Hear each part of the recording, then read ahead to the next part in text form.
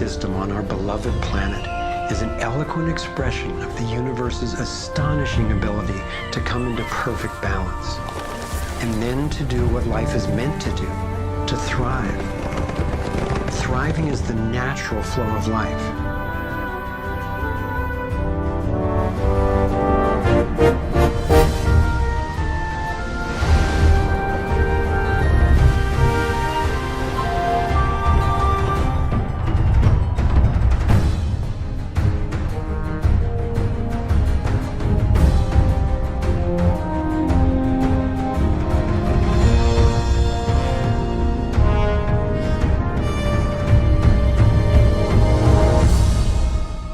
Consider what is surely one of the greatest wonders of all, how a tiny egg and a single irrepressibly plucky sperm can unleash a process that brings forth in the end another one of us. A being of vast ability and unlimited potential, with a brain capable of complex and soaring self-reflection, legs made to dance and run, fingers nimble enough to weave a basket, play a violin, caress a face. If nature teaches us anything, it is that life is meant to work, and that like every living thing, our purpose is to thrive.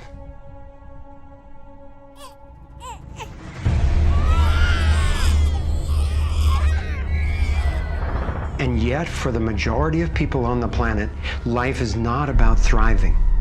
It's about surviving, just trying to hang on. Is this really the best we can do? Did the universe labor for nearly 14 billion years only to bring forth a species that would end up as an enemy to life itself and to its own home? I don't think so.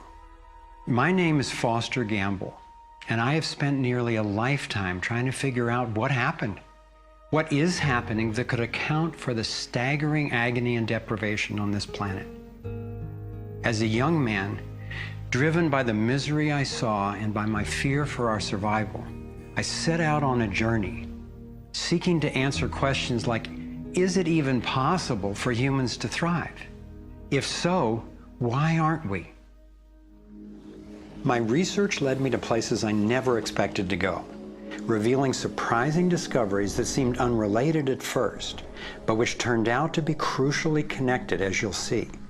I found a code, a pattern in nature that's been embedded in arts and icons throughout the centuries. I believe this code holds the key to a new source of clean, sustainable energy that could completely revolutionize the way all people live. I came to understand how our economic system is rigged, and I found out what we can do about it. My journey revealed ways we can claim our power to create liberating, healthy systems everywhere on Earth. I have realized that we are not a mistake. We are simply mistaken. We've been blinded to our brilliance, shorn of our strength, ignorant of our genius, unaware of our true power and magnificence. But all that is about to change. I invite you to share with me the highlights of my unlikely journey. I've created this navigator to take us through time and space. Let me show you around. On this screen, we can access what I call our vitals. It's the critical data we don't get from the corporate media, which in the US has consolidated from 50 companies down to 5 in just over 25 years. We'll use this to check on how we're really doing. The right screen tracks how to chart a healthy, sustainable course for living on planet Earth. I call these the navigating insights. And this will be our compass. Instead of a needle seeking north in our Earth's magnetic field, our compass is the shape of the field itself. And that shape, as you will soon see, has amazing technological and social ramifications. After a lifetime quest, I've come to believe that this pattern actually holds the key to a world that works for everyone. So let's go.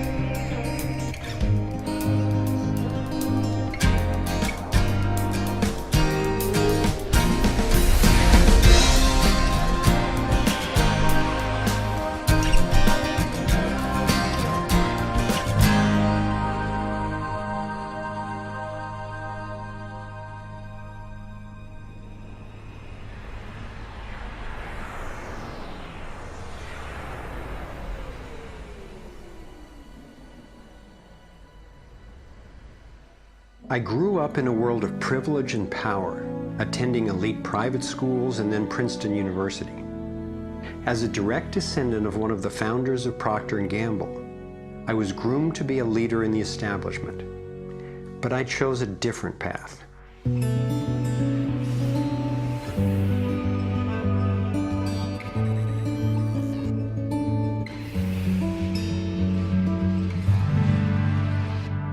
I began to wake up when I was in elementary school.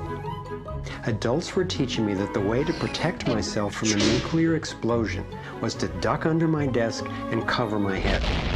That's when my serious questioning began. A couple of years later, I had a direct experience of universal energy.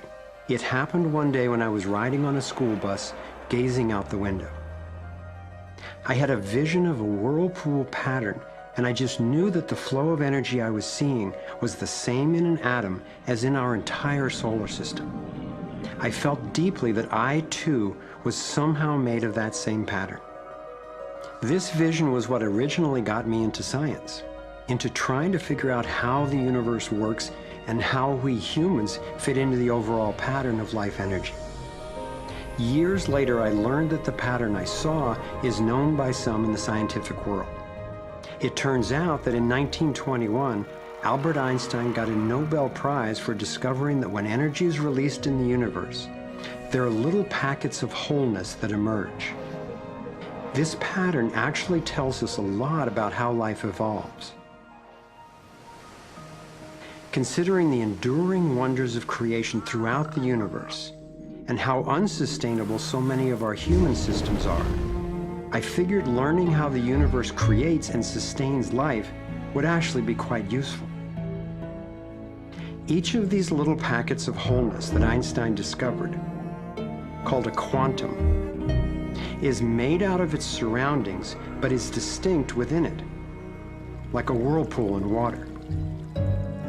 These packets are always the same pattern, no matter what size, and they are surprisingly relevant to issues as seemingly disconnected as the wars in the Middle East, the global financial collapse, and how to achieve justice for everyone. We're about to explore how. Mathematicians call this pattern the torus. The energy in a torus flows in through one end, circulates around the center, and exits out the other side. It's balanced, self-regulating, and always whole. I was first officially introduced to the torus by scientist and inventor Arthur Young. Futurist Dwayne Elgin explains how the torus is the primary pattern that nature uses for life at every scale. Evolution means to unfold, to roll out. So the question is, what is the universe rolling out? And what the universe is rolling out is self-organizing systems, and you can see this at every scale. A self-organizing system is a technical term for just a system getting a hold of itself, knowing itself, essentially. And if we go to nature, we can look at and we can see these self-organizing forms throughout. We can see it in the cross-section of an orange, the cross-section of an apple. We can see it in the dynamic nature of a tornado. We can see it in the magnetic field around the Earth, a similar magnetic field around an individual. We can see it in the structure of an entire whirlpool galaxy. we can see it in the structure of a small atom. At every scale, throughout its entire history, the universe has one single project. It's growing toruses. The universe is a torus growing factory.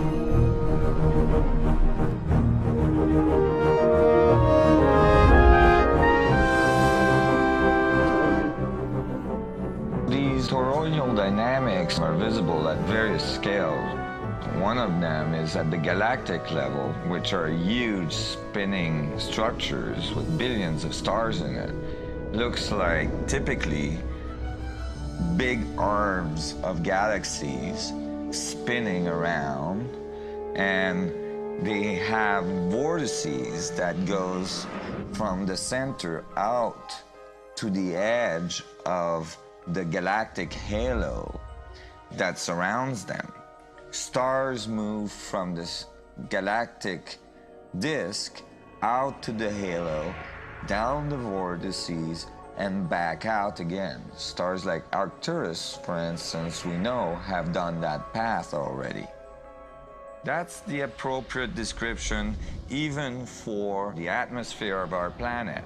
The weather goes from the North Pole down to the equator and then back up, from the South Pole up to the equator and then back down. Even the dynamics on the surface of the sun are very similar. Of course, here we're looking at it from an external perspective on a small scale model. When you look at the solar system embedded in the galaxy, embedded in the cluster, embedded in the supercluster, we're traveling in this boundless sea of infinite torus flow.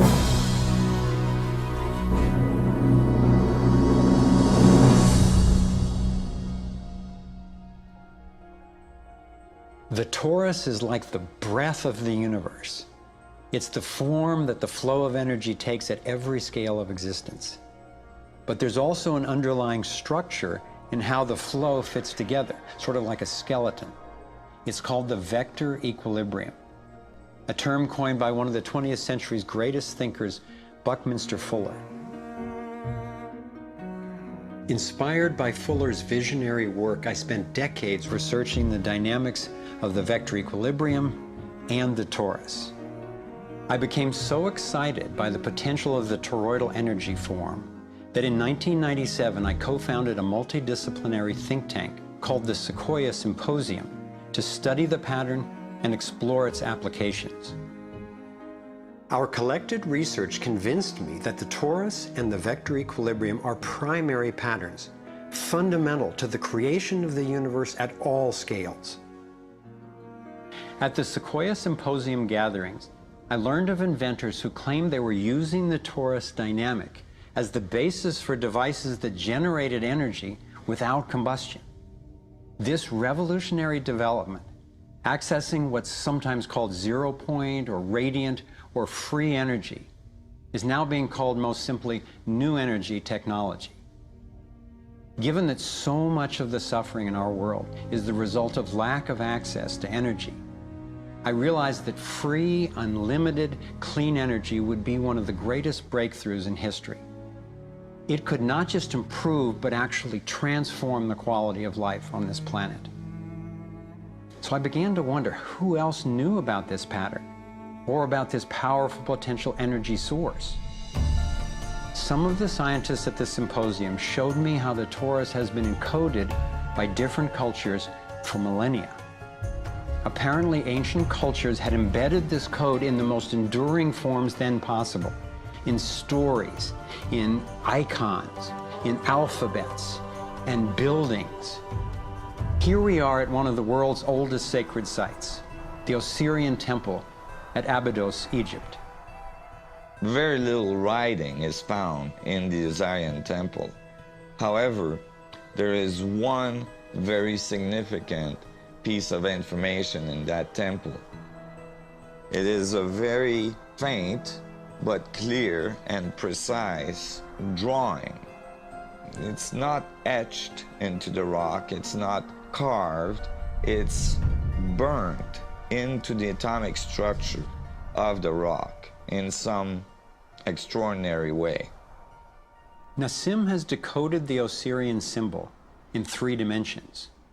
Since our world is not two-dimensional, it makes sense that codes relaying information about our world also wouldn't be limited to flat designs. His 3-dimensional version of the Osirian symbol starts with the vector equilibrium, a perfectly balanced force field with 12 equal energy lines radiating out. They stabilize its center like the 12 spokes of a wheel. The primary pattern of balanced energy flow around this structure is the torus.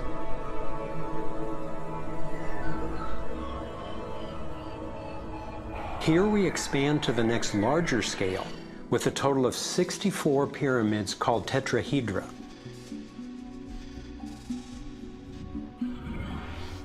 If we then put spheres in representing the toroidal energy fields surrounding each of the pyramids, and then we drop away the pyramids, we end up with a matrix that is, amazingly, an exact overlay for the Osirian icon, a 3-dimensional model of the same pattern that was burned into the rock wall of the Egyptian temple thousands of years ago. Now we travel across continents, from Egypt to China, where the same geometry appears at another sacred site built in 1420. Then you go to the Forbidden City, where the sun gods reside, and where you find at the entrance the food dogs, the guardians of the knowledge. They guard the knowledge under their paw. The same geometry of 64 energy units is encoded again. I started wondering, is it just a coincidence that the exact same design appears in significant places on 2 different continents? But then Nassim showed me that this geometry of 64 is encoded time and again in cultures across the centuries and from all over the world. The Hebrew Kabbalistic tree of life creates the same structure we just saw, with the vector equilibrium again embedded at every level.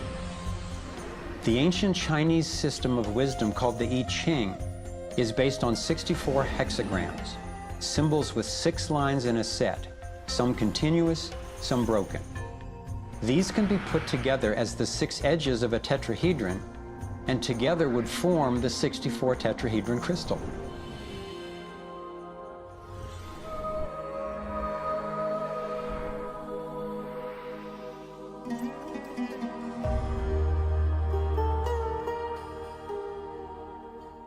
This same pattern shows up in modern scientific research. The double helix has an alphabet of 64 codons that are used to encode our human DNA. I had seen that there was advanced knowledge of the living geometry of the universe thousands of years ago, but how on earth did they know about it?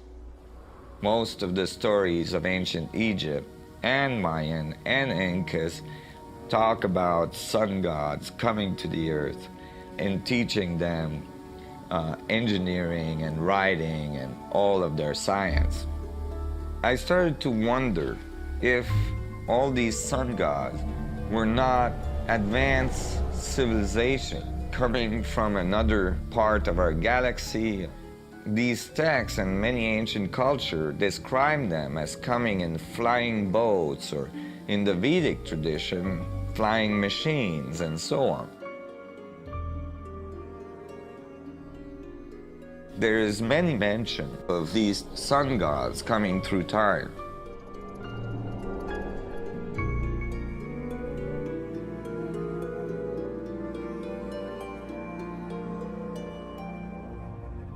Could these early pilots from beyond our world be the ones responsible for sharing the knowledge of this code? Could they actually be tapping its power to propel themselves through the cosmos? This isn't where I thought my research would lead me, and these notions were rocking my world. But Nassim has impressive evidence to back up his theories, and I could see no other rational way advanced math and physics concepts would have been recorded over 3,000 years ago. I sought out one of the most knowledgeable investigators, Dr. Stephen Greer, the founder of the Center for the Study of Extraterrestrial Intelligence. He's conducted hundreds of interviews with top-ranking government and military witnesses. And so when we talk about extraterrestrial intelligence, we're talking about civilizations that have reached the point of being sentient like we are, but whose technologies and perhaps social capabilities are such that they've been able to become interstellar or interplanetary civilizations. And when you look at the fact that the most conservative estimates are in the Milky Way galaxy that there are at least 10,000 Earth-like planets that have intelligent life on them, and that at least half of them are likely to be as advanced or more than ours. It's almost a certainty that there's intelligent life out there that have mastered the laws of the universe beyond what's currently taught at MIT and Caltech, to be able to transfer through space-time in real time through vast distances of interstellar space. We have over 4,000 cases where these objects have landed on terra firma and left physical evidence. We have over 3,500 pilot cases. We have hundreds of cases, including ones from the highest ranking investigator at the FAA, John Callahan, and numerous other operators where these objects have been tracked on radar going tens of thousands of miles per hour or dematerializing and then reappearing in another point in the sky. Yes, there have been ET visitation, there have been crashed craft, there have been material and bodies recovered. We have contact with aliens not originating from some foreign country, but from some other solar system. And I have been a party to that. There were documents that I have seen that refer to the Roosevelt having several instances of UFO flyovers, and particularly after they took on board nuclear weapons. And my SEAL told me, Jordan, this, what have you got in your log? This never happened. The crew going on duty and the crew coming off duty all saw the UFO just hovering in midair. It was a metallic, circular object, and from what I understand, the missiles were all shut down. That means they went dead, and something turned those missiles off. Now, remember, all this stuff is flying at several thousand miles an hour. So this thing fires a beam of light at the warhead, hits it, and then this thing flies up like this. Meanwhile, we're all going like this, fires another beam of light, goes around like this, we're going like this, fires another beam of light, goes down like this, fires another beam of light, and then flies out the way it came in. And the warhead tumbles out of space. The feeling at the time was that it must have been extraterrestrial. They took the film and they spooled off the part that had the UFO on it, and they took a pair of scissors and cut it off. They put that on a separate reel, they put it in their briefcase, they handed Major Mansman back the rest of the film and said, here, I don't need to remind you, Major Mansman, of the severity of a security breach. We'll consider this incident closed. But who do you tell that you were involved in a UFO incident without them looking at you like you ain't wrapped too tight?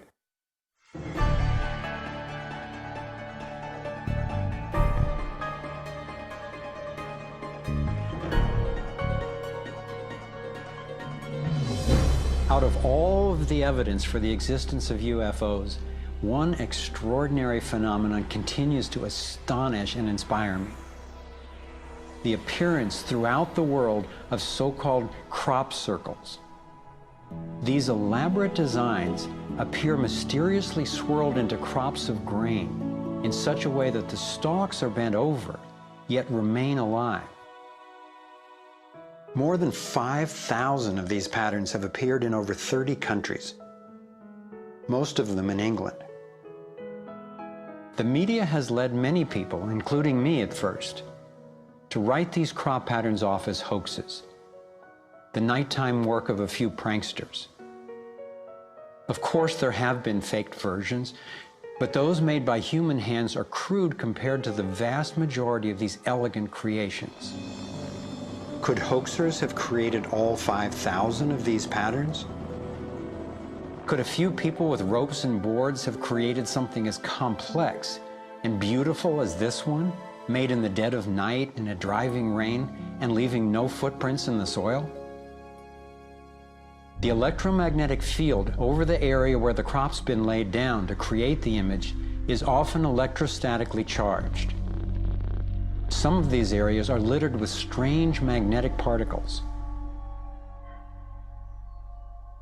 One of the most amazing crop designs is not a circle, but a rectangle that seems to be a direct response to a message sent out into space in 1974. The message was a radio signal depicting our planet's location in our solar system and Earth's people, in hopes that it might be received and interpreted by an extraterrestrial intelligence. 27 years later, in 2001, this crop design appeared in England, along with what could be a self-portrait of the sender. This message matches the format of the NASA signal and describes a different solar system from ours, a picture of the sender, non-human DNA, and a microwave antenna they apparently used to communicate, rather than the radio antenna that we used. The antenna symbol had appeared a year earlier in exactly the same field, right next to a working radio wave antenna, like the one NASA used to send out the original signal. NASA continues to officially deny extraterrestrial contact of any kind. And yet, year after year, these spectacular creations appear.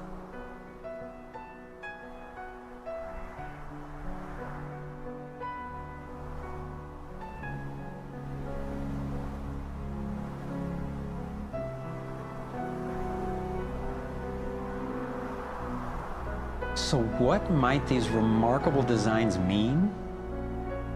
Here are some two-dimensional versions that seem to be revealing the torus in 3D.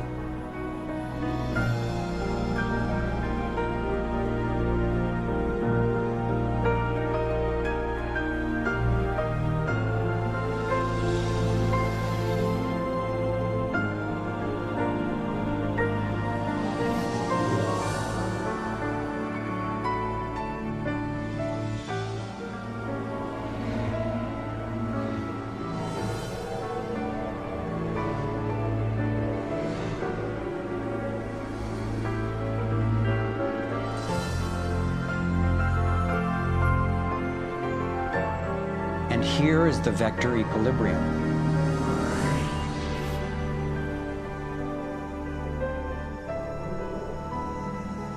And the related pattern of 64 that we saw encoded in the arts of so many ancient cultures.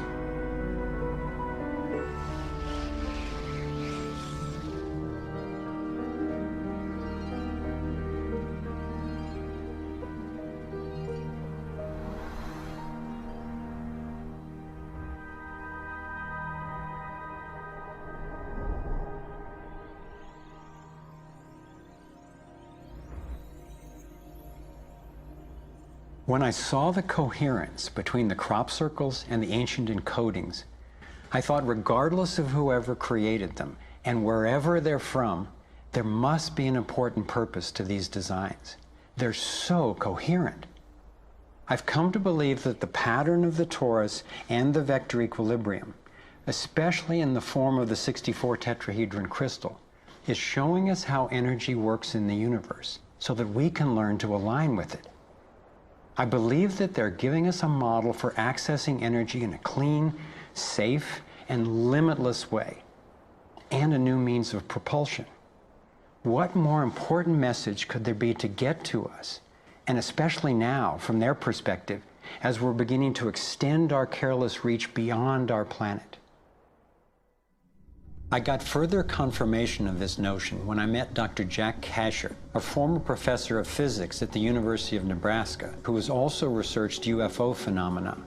Presenting at a Sequoia symposium, Dr. Kasher showed a remarkable series of drawings by a woman named Lane Andrews, who claimed to have been invited onto an extraterrestrial spacecraft. I was startled to see her detailed sketches of the toroidal energy field that she said propelled the vehicle and protected the passengers. I subsequently interviewed James Gilliland. James has many hours of UFO footage from his ranch near Mount Adams in Washington state. He also claimed to have gone on board an alien spacecraft.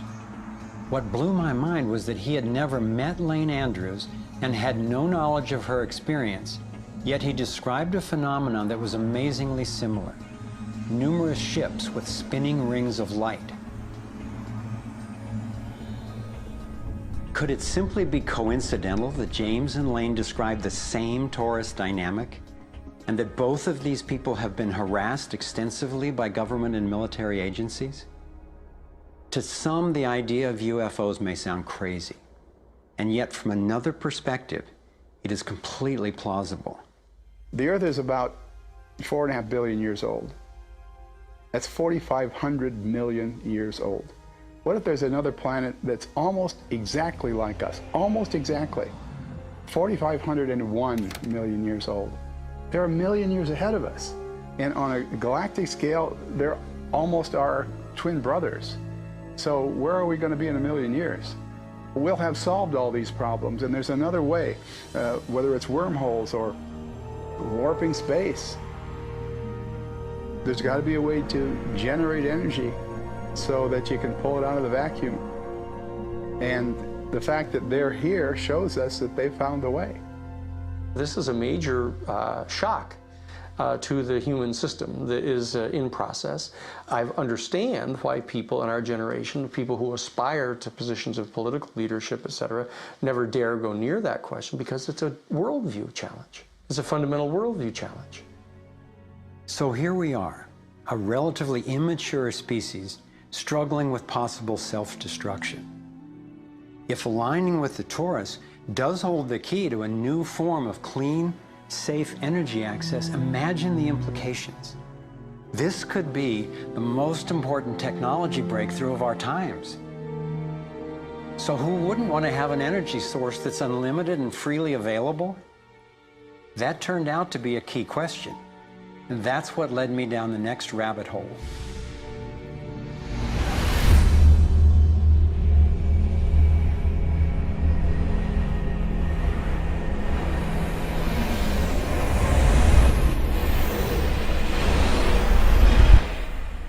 It turns out that scientists as far back as the early 1900s have been developing alternative ways to access electricity without combustion.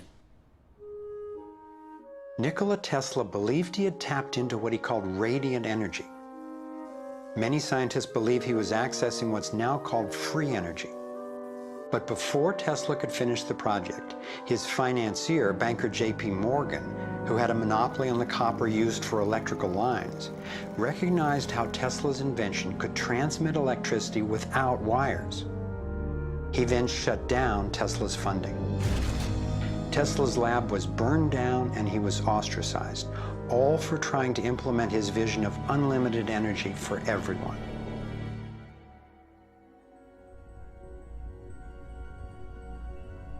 A modern-day inventor, Adam Trombley, was inspired by Tesla's work and by the possibilities of the torus. Trombley built a dynamo, a direct current generator that accessed electrical power right out of the air. We were trying to demonstrate that by mimicking the magnetic field of a planet and rotating this device, we could actually create a dynamo that would work. And in fact, it did work, and it does work. So when we contemplate nature, when we contemplate Jupiter, or we contemplate a dynamo like the Earth rotating in space, we're basically talking about a magnet which is rotating in space. And the lines of flux of the magnet are pouring down and through in this toroidal pattern of the magnetic field. It's also expanding and contracting. It's breathing. It's taking in the energy of space literally and transforming it. Right here in this toroid, we have enough energy to transform the entire Earth. And that's not just a theoretical statement, it's literally true. To contemplate the implications of this means that every single place on Earth suddenly has power. Every single person on Earth suddenly has power. We have universal abundance. Trombley had been invited to demonstrate one of his generators at the United Nations and the U.S. Senate. But these events were undermined by the first Bush administration. Then the device itself was taken in a government raid. Trombley's experience isn't unique. Almost every time I found an inventor with a promising new technology in the field of free energy, he told a similar story of suppression. Inventor John Bedini began working with Tesla's theories of radiant energy decades ago and has produced an assortment of battery charging devices that generate more energy than it takes to run them. He announced that he was going to start offering them at low cost. Soon after that, he was attacked in his lab and warned not to produce the devices.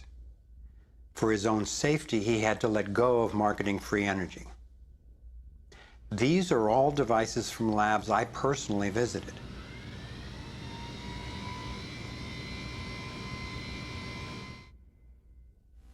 Now.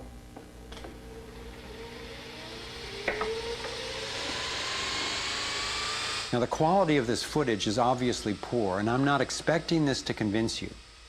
My point is that being there with these inventors, accompanied by experts, and seeing these new energy devices in operation convinced me that the technology is real. And the implications of that to me are absolutely thrilling. Canadian John Hutchison not only created some free energy batteries, but also used Tesla's theories to counter gravity, to make objects float. This could revolutionize the field of propulsion. His lab was raided and equipment was taken by police and government officials in 1978, 1989, and again in 2000. One of the scientists we were going to interview for this film was Dr. Eugene Malov, an engineer from MIT and Harvard, and editor of Infinite Energy magazine, which covers both theoretical and technological developments in the new energy field.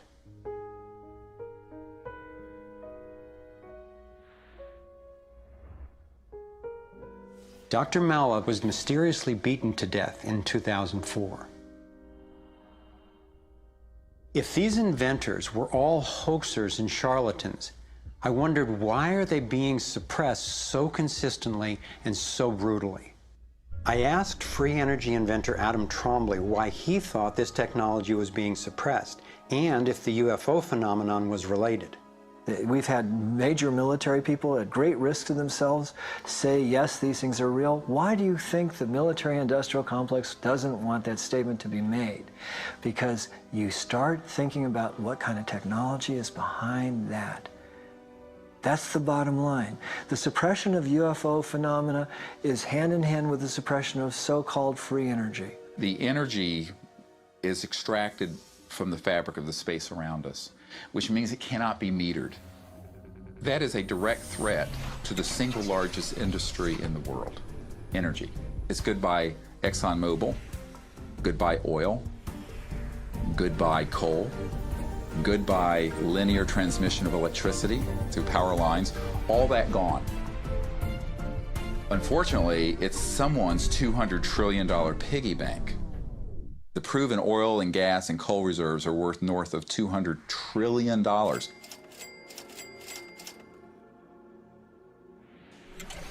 This information coming out would completely change geopolitical power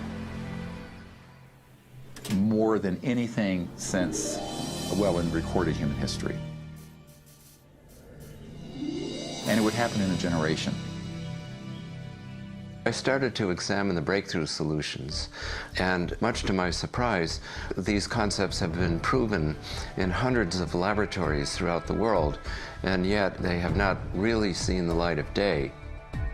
Rather than smashing things together and trying to control the explosion, these new technologies rely on blending, of dancing with what naturally is.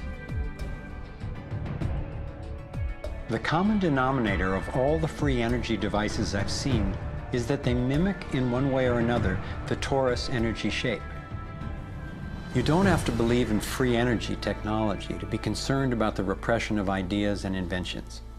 I found myself thinking, what better way to justify our dependence on oil, coal, nuclear, and other dangerous and dirty technologies than to claim there are no better, cheaper alternatives? It was my beloved wife and creative partner, Kimberly, who kept bringing me back to the human implications of my scientific research. For me, as intriguing as the tourists and ETs and free energy are, the most compelling question was, would understanding these things really help alleviate human suffering in any way? And it turns out it can. So much of the pain on the planet has to do with the lack of access to energy. Can you stay warm? Can you get food and water? Can you get hospital care? All that has to do with energy access. If there is a fundamental pattern, which makes sense to me that evolution would be efficient in that way, and we can align with that pattern to create new technologies that will solve these problems, then it's worth it to me to open my mind to these socially taboo subjects. If the new energy technologies were to be set free worldwide, the change would be profound.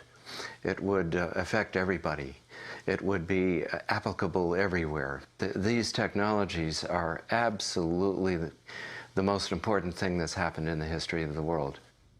So given the stakes, I decided to ask who's benefiting from suppressing scientific research? Whose wealth and power are threatened by access to clean, free energy?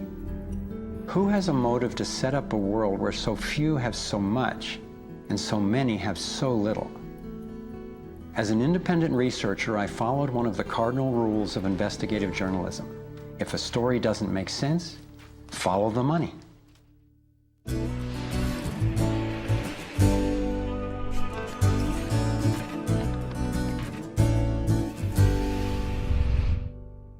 Our being dependent on oil ensures that energy corporations continue to reap phenomenal profits. I see them committing huge resources to undermine energy alternatives, to control global reserves, and to maintain high oil prices.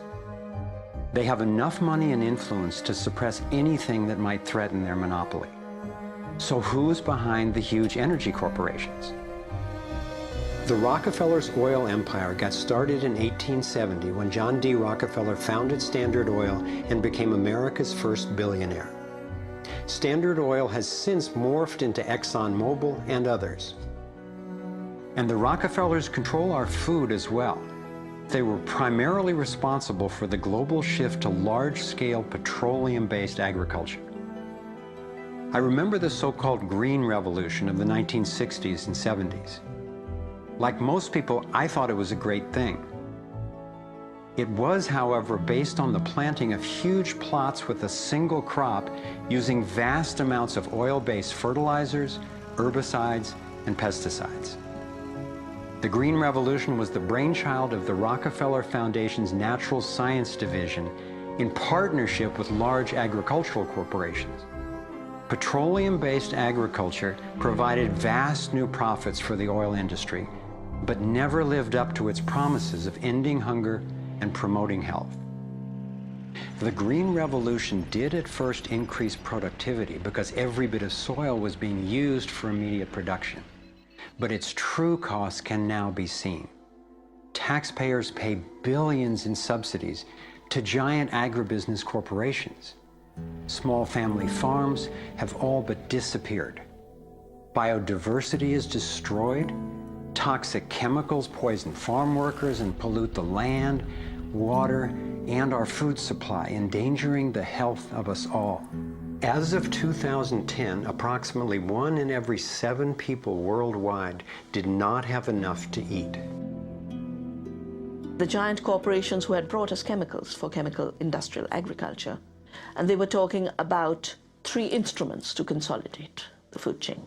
The first was genetic engineering as a way of control.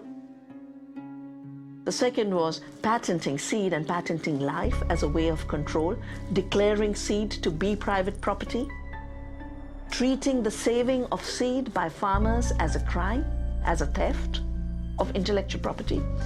And the third was so-called free trade treaties that would rob ordinary people, farmers, growers, of their freedom to save seed. The design of terminator technology to create sterile seed in order to impose even more dependence of humanity on a handful of corporations is the ultimate step in this. We are, through what we are doing with seed, literally for the first time, creating a new colonization, which I call the colonization of the future.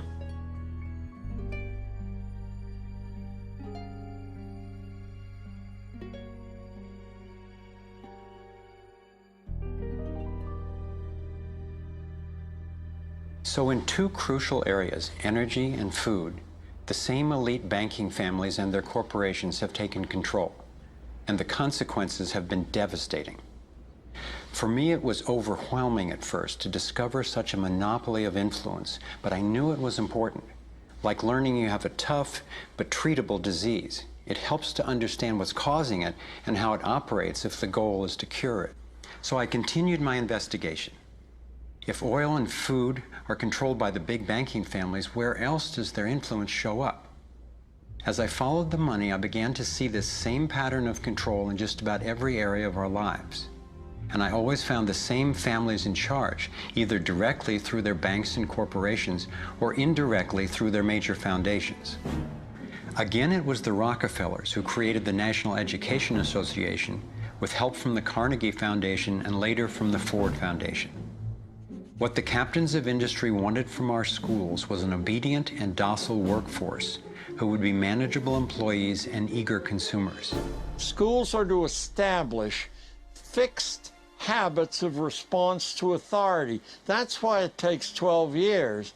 You're to respond reflexively when anyone in a position of authority tells you what to do. Like education, health is yet another area dominated by big money and corporations.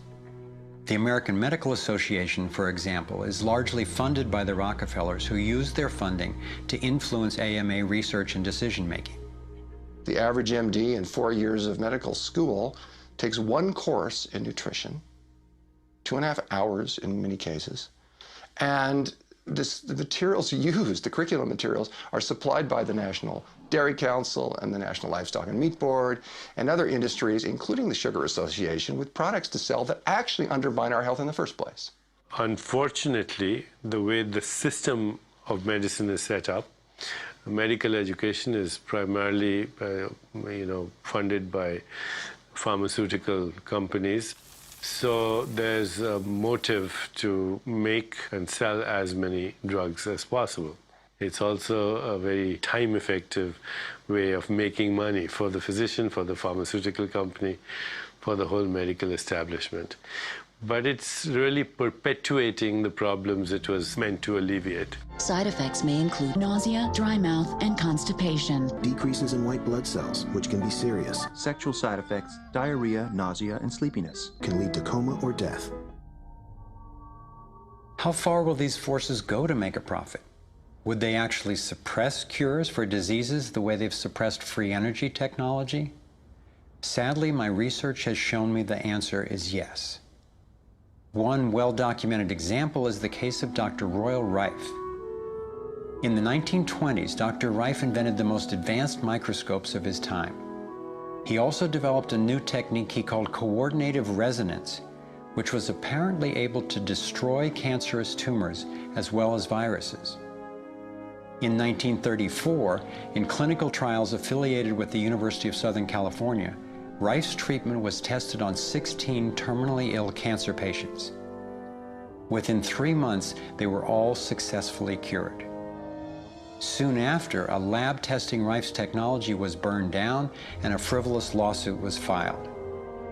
Through the efforts of Morris Fishbein, head of the Journal of the American Medical Association, Rife was essentially shut down and ruined, his brilliant and promising work all but forgotten. It was really hard for me to consider that someone might actually be suppressing cures. And cancer has run through my family like a raging river. I found out that it's all about patents. If a pharmaceutical company can patent and make money from treatment, especially one that we have to keep on using, then that's what we get. Otherwise, we don't even hear about it. It's not just Rife who got shut down. Reen Case had an old Indian Ojibwe formula that was effective. Harry Hoxsey and Max Gerson had natural remedies that worked. But if you go and you look them up, the AMA makes them sound like complete quacks. And that's where following the money has been so helpful, because the same powers who control the AMA and their research and funding control the pharmaceuticals. So there's a multi-trillion-dollar financial incentive to suppress cures that can't be patented. Knowing that cures exist has not taken away the anguish I feel from losing so many people I love to cancer. It's given me something really satisfying to do with the pain. And I believe when we take the love and devotion that we have for everyone who's died and who will die unnecessarily, and direct it to developing and getting these cures out to people who need them, we can break this cancer legacy and heal.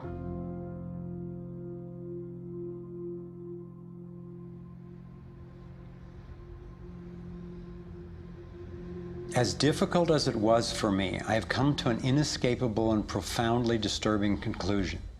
I believe that an elite group of people and the corporations they run have gained control over not just our energy, food supply, education, and healthcare, but over virtually every aspect of our lives. And they do it by controlling the world of finance, not by creating more value, but by actually controlling the source of money. When I followed the money, I found that it took me up the levels of a pyramid. Here we are at the bottom level going about our daily lives. Above us is government, people who are given a monopoly on force and use it to tax and control us whether or not we agree. But who controls them? At the next level are the corporations. Many would say that it is now corporations and not nation states that rule the world. They call it a corporatocracy. To acquire the world's resources and control the markets, this corporatocracy must have access to cheap money. The big corporations get their loans at special rates from the big banks, which means that those who control the major banks, the moneyed elite, ultimately control the corporations. As I've followed the money, I've learned that almost everything I once believed about money is simply not true. It's interesting how few questions we actually ask about very everyday things, like when we go into a bank and we ask for a loan of, say, $50,000, £50,000, what actually happens?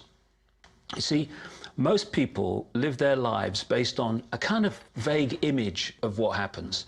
What actually happens is you ask for £50,000, they type into your account £50,000. That's all they do. They don't mint any coins, they don't print any money, they don't move any precious metal anywhere. They just put £50,000 into your account on a computer screen. From that moment, you start paying interest on money that has never, does not, and will never exist. It turns out that banks actually have about 9 times as much money loaned out as they have on reserve in their vaults. This is possible because of what's referred to as fractional reserve lending. The way it works is that the Federal Reserve, or the central bank in any country, is legally allowed to determine the amount a bank must have on reserve. In the US, it's currently around 10%. So if you deposit $10,000 into the bank sets aside 10%, or $1,000, and then loans out the rest of your money. The way it works is, say another person comes into the bank and asks for a car loan of $9,000. At this moment, the bank loans out the $9,000 from your original deposit. It isn't there anymore. The borrower then pays the person selling the car, and they go deposit the money into another bank, which is part of the same central banking system. This $9,000 is treated as a new deposit, and the process continues. The money gets redeposited and reloaned until the initial deposit of $10,000 becomes $100,000. The banking system just created $90,000 by loaning out your money. Apparently it began with the goldsmiths in the 17th century when people were trading in gold. Gold was heavy to carry around, so people stored the actual metal in vaults and traded receipts instead. Those receipts were the first paper money. Since only a few people would withdraw their gold at any given time, the vault owners, basically the new bankers, began creating receipts for more metals than they actually held. They loaned out those receipts and charged interest on money, gold, that they didn't really have. That's how our so-called fractional reserve system was born. In this system, the bankers get to make up money out of nothing, while the rest of us have to work hard to earn it. It has created a modern form of serfdom where the mass of society is now working to pay off their debt to the banks.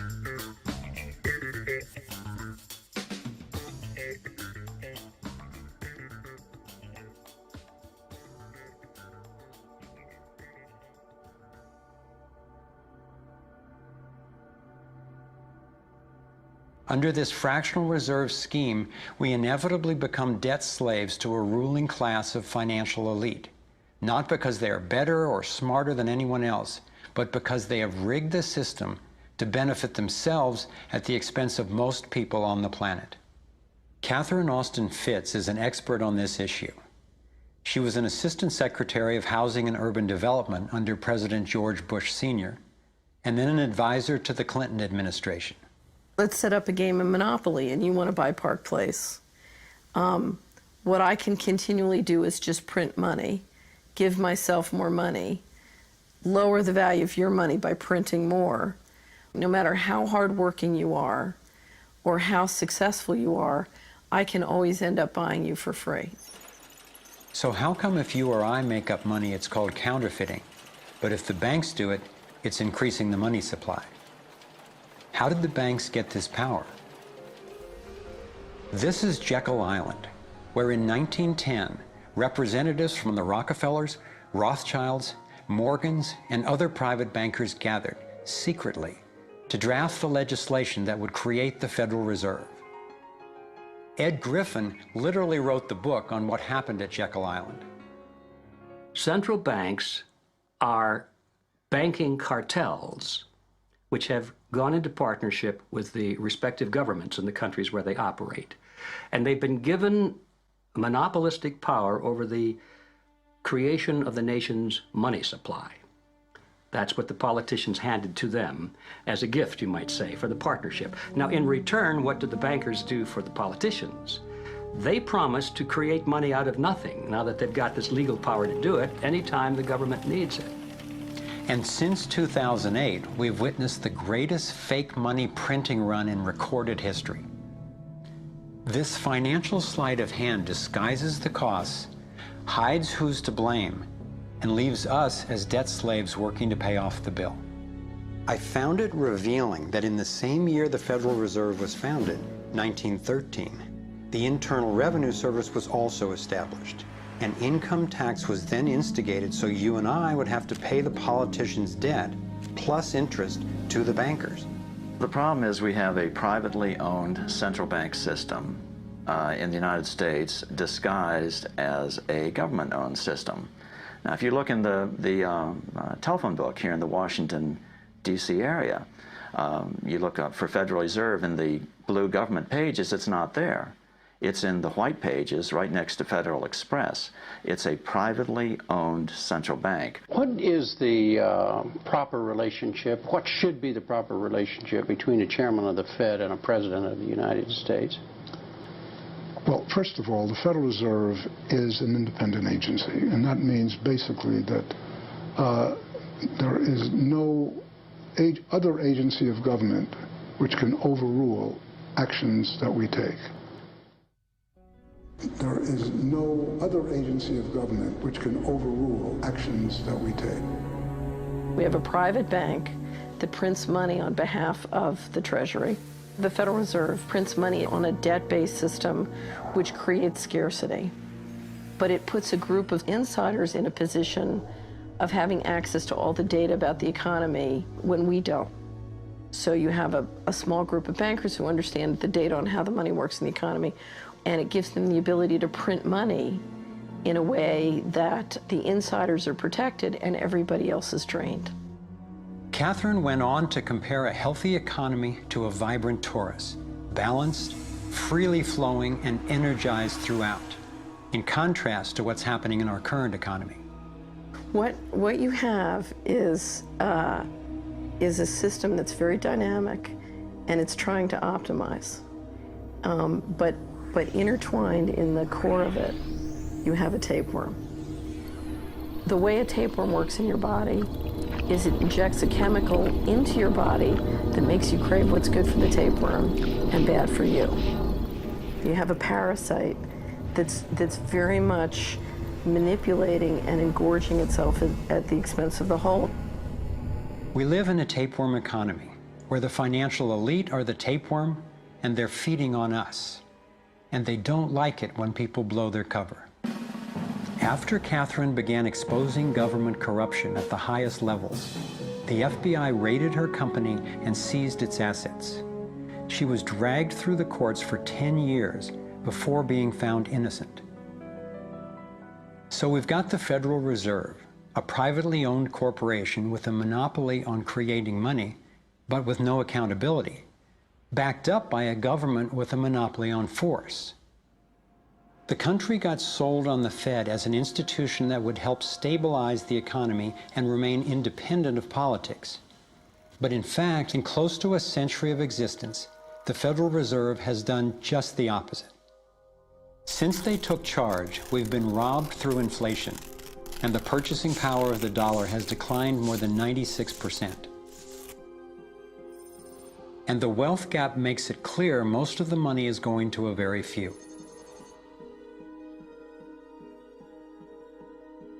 Only 16 years after the Federal Reserve was in power, America experienced the Great Depression. My research revealed that before the big crash in 1929, the elite bankers pulled their money out of the stock market. After the crash, they used that money to buy up cheap stocks and smaller failing banks for pennies on the dollar. Among the bankers who consolidated their wealth this way were the Rothschilds, Rockefellers, and Morgans. A similar scenario played out in the 2008 financial collapse, with the same bankers benefiting. In the years leading up to the collapse, the biggest banks, including Bank of America, Citigroup, and Chase, controlled by the Rothschilds, Rockefellers, and Morgans, were bundling and trading bad loans that they knew would eventually fail. It's like putting rotten oranges in a box and selling them as grade AAA. The bundlers of the debt knew it was only a matter of time before someone would open that box and see that the content was worthless, since they were the ones who packed the boxes in the first place. When the rotten oranges, what we hear about as unsound loans, derivatives, and credit default swaps, were finally discovered, everyone was impacted. People lost their homes, their jobs, their businesses, and their retirements. Meanwhile, the biggest banks who created the problem in the first place were the ones who got bailed out. Why's that? Why would the Federal Reserve give trillions to the banks, even though the majority of Americans were against bailing them out? And why not help those most in need rather than the perpetrators of the financial collapse? My research led me to believe that the same people who created the Federal Reserve, the Rothschilds, the Rockefellers, and the Morgans, still control it, and they use this scheme to bail themselves out at our expense. Many of the banks created are still the most powerful lobby on Capitol Hill, and they, frankly, own the place. I'm convinced that the near collapse of the economy in 2008 resulted from an orchestrated pump and dump scheme designed and executed by the big bankers to consolidate wealth and power. David Icke explains how he sees the Federal Reserve rigging the so-called business cycles. Stage one, it's like throwing a fishing line out. Stage one, you put lots of money, units of exchange, into circulation. You do this by pushing interest rates down, by making lots of loans. This is the part of the cycle we call a boom. Because there's lots of units of exchange in circulation, there's lots of money changing hands. That generates lots of economic activity. That generates jobs. And as more and more money is spent, there's more demand. So companies take out more loans of fresh air money to increase their production. people get confident in their everyday lives. Hey, you know, I work for this company, they've got lots of orders, it's really going great, my job's safe, I tell you what, we can have a bigger house. Then they start to change it. What they do is they pull the fishing line in. They push interest rates up. Now, fewer people, are taking out loans, and they make the criteria for having a loan from the bank stronger anyway. And also, now, as interest rates have gone up, a larger part of people's income is going to pay back the extra interest and not being circulated in buying things. Suddenly, there's nothing like as much money in circulation, and therefore, fewer things are being bought.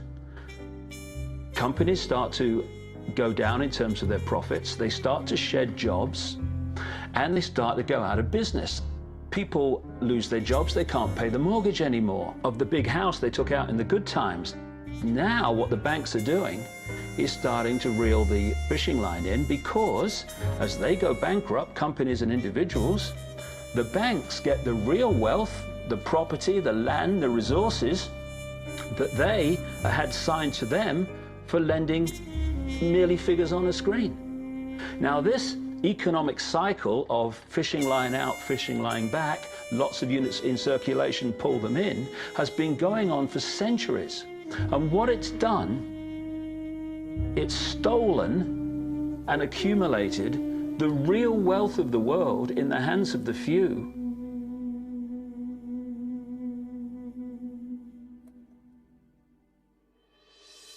At the international level, central bankers use the World Bank and the International Monetary Fund to make more money while exploiting the resources of countries they lend to, bankrupting them in the process. The central bank of central banks is the Rothschild-created Bank for International Settlements. The elite are positioning themselves to control access to virtually everything we need to survive. No matter where you go in the world, the money is controlled by the banking system. They decide if people eat or if they don't eat. Who's a billionaire and who lives on less than $1 a day? He who controls the money controls the world, and a very few control the money.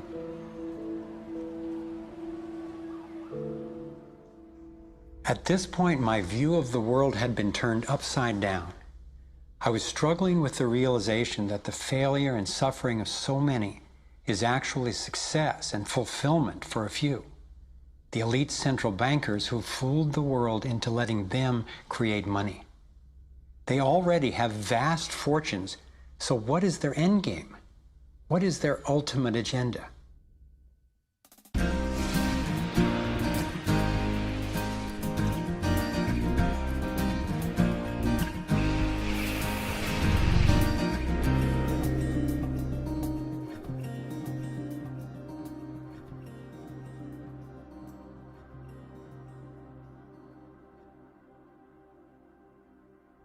I kept running across compelling evidence and credible experts saying that the secret agenda of the banking elite is nothing less than total global domination.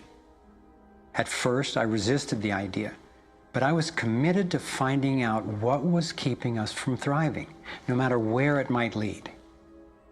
One night I woke up at 3 a.m. with the burning question: if this small group wanted to dominate the entire world, what would they need to control to accomplish it? I jumped out of bed and started making a list. First and foremost, they'd have to control money, and they do. Controlling money allows them to run everything else. They'd need to control energy, and they do. They already control big agriculture and world trade. They're buying up water supplies worldwide. They've got health in their pocket, and they're trying to suppress natural alternatives. Mainly, they'd have to control what information we'd get and how we'd react to it. In America, the internet, our greatest tool for communication and grassroots organizing, is currently not controlled or censored, but its open status is being attacked from all sides. Governments, corporations, and the United Nations are all attempting to take control. For complete domination, dissent has to be controlled. They'd need to take away our rights, spy on ordinary citizens, and track every aspect of our lives. As the day dawned, I knew that a powerful elite had almost everything set up to rule the world. And I had the frightening realization that Big Brother is not just coming, he's here now. We are already in the Matrix. So how do we get out? To envision that, I realized I needed to discover what their ruling structure looks like and how it works. A relatively small group of families, especially the Rothschilds, Rockefellers, Morgans, and Carnegies, along with the Harrimans, the Schiffs, and the Warburgs, have been leading the controlling elite in the West for generations. I'm not implying that every individual in these families is aware of or active in the global domination agenda. However, I'm convinced the heads of these dynasties control the corporate and banking interests that carry out the sinister scheme that is destroying so many lives. Those secretly driving the agenda have been known by many names. Leaked reports confirm that they meet throughout the world behind closed doors to discuss their agenda. Then, like clockwork, their plans begin to show up in the media, finance, corporate, government, and military arenas. Of course, not everyone involved in these groups is in on the decision-making. There is a hierarchy of knowledge and participation. One of the primary symbols of the controlling elite is the all-seeing eye. It's on the dollar bill. It's on the American mass surveillance system initially called Total Information Awareness. It's on the British intelligence agency MI5. And it even oversees the Supreme Court complex in Israel, designed and funded entirely by the Rothschilds. I believe they've taken the majestic image of the Cheops pyramid and its legendary metallic capstone and perverted the meaning to represent those at the top being able to track and control all those under them.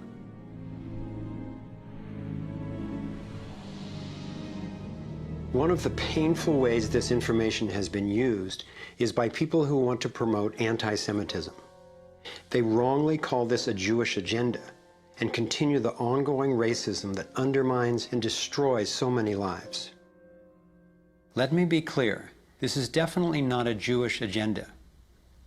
It's been documented that central bankers even funded both sides of World War II, as well as some of the corporations associated with Hitler's atrocities against the Jews.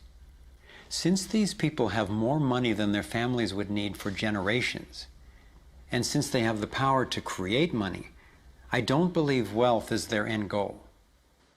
After you have all the material things that you could possibly want in life, what is left to excite you?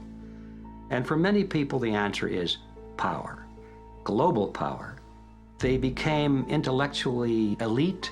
They began to think that they had a plan that was better than anybody else's plan. They got the idea that freedom is dangerous. If you give people freedom, you know what? They're probably not going to use it wisely like we think they should. We are smarter than they are. And for their own good, we should rule them. As I came to accept the idea of a ruling elite planning for total global domination, I began to hear these same people actually talking more boldly and publicly about it, only they call it the New World Order. When we are successful, and we will be, we have a real chance at this New World Order. It is a new world order with significantly different and radically new challenges. A new world order can be created. It's a great opportunity.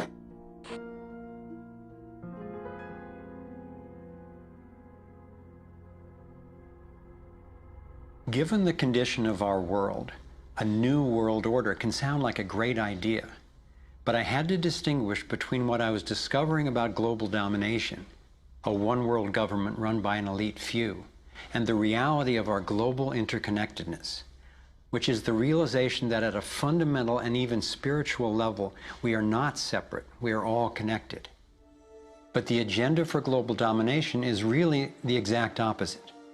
It's a divide and conquer strategy to keep us all pitted against each other, thinking that it's the Democrats or Republicans, the liberals or conservatives who are the problem, when both parties are ultimately serving the same plan. I believe we're heading toward a totalitarian world authority, actually a military dictatorship, run by a tiny elite who have all the power and make all the rules. If they succeed, there'll be nowhere to run, nowhere to hide. Think about it. The whole notion of conspiracy has been so ridiculed that it's socially challenging just to consider it.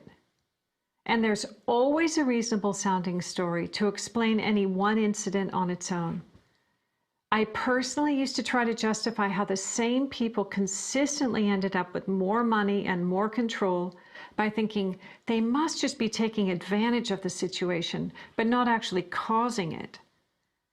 But after nearly a decade of putting the issues and the evidence together, I am convinced it is not random, and that a few very powerful banking elite families and their political and corporate partners do have an agenda to dominate and control the rest of us. Once I got the reality and the scope of the agenda, I really had to think, how much do I want to know about this? Do I want to focus on the worst of what human beings are capable of? I decided it is worth knowing who these people are and how their organizations operate, because on the other side of the rage and the sadness are clarity and strength, the power we have to focus our efforts effectively now that we understand what's really going on. The greatest prison that people live in is the fear of what other people think. What happened to me as a result of all the ridicule I went through is that I stepped out of the fear of what other people thought. And it's only when you do it that you realize what a prison you lived in before. And what it gave me was a personal understanding of how easy it is for a few to control the many. All you have to do is dictate the norms in society, what is considered right and wrong, moral and immoral, good and bad, sane and insane, possible and impossible. And you build what I call a hassle-free zone. And if you live your life within that zone of perception, belief, and what you say and think, then people will leave you alone because you're normal. Once you step out of that pen and you start to express your uniqueness, what the Illuminati have created is a whole human population of prison warders who are jumping on those that are stepping out of the norm. And it's interesting, when you get to the edge of that hassle-free zone in what you say and you think, you're not thinking, if I do, what about the head of the World Bank? What's he going to say if I do this? No. We're saying, what will my mother think? What about the guys down the bar and the people at work? What will they say? And what the Illuminati have done by creating the norms, they have created an absolute army of people to impose those norms on each other. Their grand strategy for global dominance is already being implemented. They are carving up the world into superstates that transcend national boundaries so that we are easier for them to manage. They have already established the European Union and the African Union. Politicians from the United States, Canada, and Mexico, under the title of the Security and Prosperity Partnership, have been working on the northern part of what could arguably be called plans for an American Union. This has been going on for years without citizen or congressional consent. A Pacific Union is already in process. This is the organizational chart for global tyranny, the structure for complete control.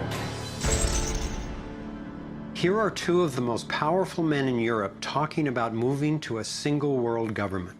It is extremely important that we, in this new ownership of global governance, have, particularly on both sides of the Atlantic, the implementation of the same rules in the same fashion. 2009 is also the first year of global governance with the establishment of the G20 in the middle of the financial crisis. On the international level, the central banking elite have put huge organizations in place to implement their policies, including the World Trade Organization, the World Health Organization, the World Bank, and the International Monetary Fund. John Perkins is a man who knows from decades of his own experience as a so-called economic hitman how the collusion of banks, corporations, and governments has taken over countries around the world. We use many techniques, but probably the most common is that we'll go to a country that has resources that our corporations covet, like oil, and we'll arrange a huge loan to that country from an organization like the World Bank or one of its sisters. But almost all of the money goes to U.S. corporations, not to the country itself. Corporations like Bechtel and Halliburton, General Motors, General Electric, these types of organizations. And they build huge infrastructure projects in that country, power plants, highways, ports, industrial parks, things that serve the very rich and seldom even reach the poor. In fact, the poor suffer because the loans have to be repaid, and they're huge loans, and the repayment of them means that the poor won't get education, health, and other social services, and the country is left holding a huge debt by intention. We go back, we economic hitmen, to this country and say, look, you owe us a lot of money, you can't repay your debts, so give us a pound of flesh. But as soon as one of these anti-American presidents is elected, one of us goes in and says, hey, congratulations, Mr. President. Now that you're president, I just want to tell you that I can make you very, very rich, you and your family. I've got several $100 million in this pocket. If you play the game our way, if you decide not to, over in this pocket I've got a gun with a bullet with your name on it in case you decide to keep your campaign promises and throw us out. Sell our oil companies your oil real cheap, or vote with us at the next UN vote, or send troops in support of ours to someplace in the world such as Iraq. And in that way we've managed to build a world empire with very few people actually knowing that we've done this. Like many people, I thought a conspiracy for global domination could not really work because basically people are just not that competent. I thought there's no way they could pull off such a scheme at the necessary level of control and secrecy. One of the false hopes is this is all happening because government is incompetent, and it's a giant mistake, and people really don't know. And of course, that's great air cover for the fact that the system really does know where it's going, and it's going where it wants to go, and it's being successful at it. Still, I wondered how could something that is so big and corrupt be kept secret? It's a simple structure, and if it wasn't simple, it wouldn't work. And it can be likened to a compartmentalized pyramid. If you look at any organization today, don't matter whether it's a transnational corporation, a university, a government, a secret society, they're all structured as a pyramid. And as the CIA and other intelligence agencies talk about, they have this need-to-know system. Only let people know as much as they need to make their contribution and no more.